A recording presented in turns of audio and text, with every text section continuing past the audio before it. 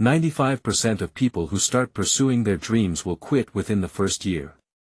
95%. That means if you are still here, if you are still fighting, if you are still pushing forward despite the setbacks and the failures, you are already in the top 5% of people on this planet. But here is the question that separates the truly successful from everyone else: will you be part of the 5% that makes it all the way? Or will you become part of the 95% that gives up?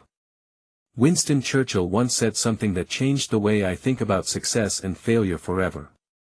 He said, "Success is not final. Failure is not fatal. It is the courage to continue that counts." Think about that for a moment. Not the intelligence.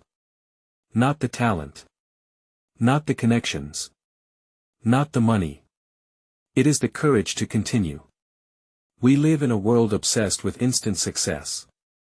We see people become overnight sensations on social media and we think that is how success works. We see billionaires and we assume they were born into greatness. We watch celebrities accept awards and we believe they never struggled. But this is the greatest lie we have been told. Every single person who has ever achieved anything worth achieving has failed. Multiple times. Catastrophically. Publicly. Painfully.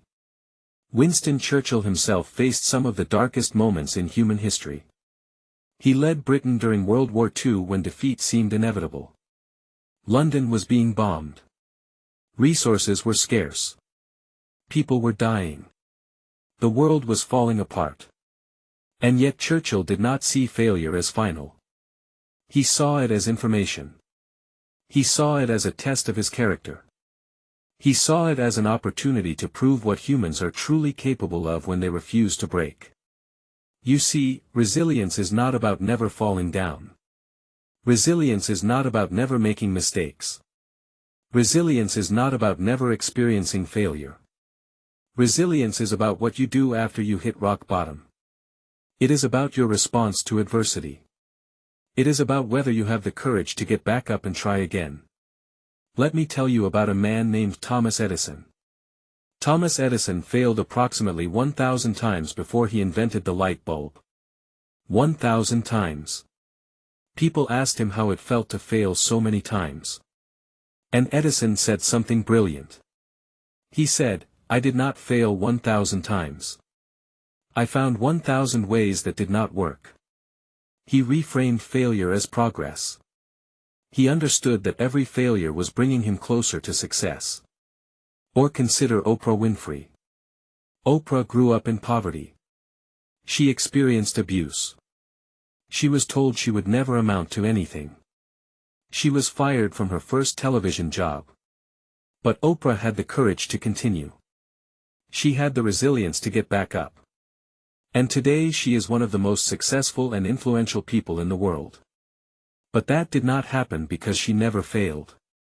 It happened because she never stayed down. Here is what I want you to understand about courage. Courage is not the absence of fear. Courage is not the absence of doubt. Courage is not the absence of pain. Courage is taking action despite all of those things. It is moving forward when everything inside you wants to give up. It is continuing when continuing seems impossible. That is the real definition of courage. Right now, someone watching this video is at a breaking point. You have tried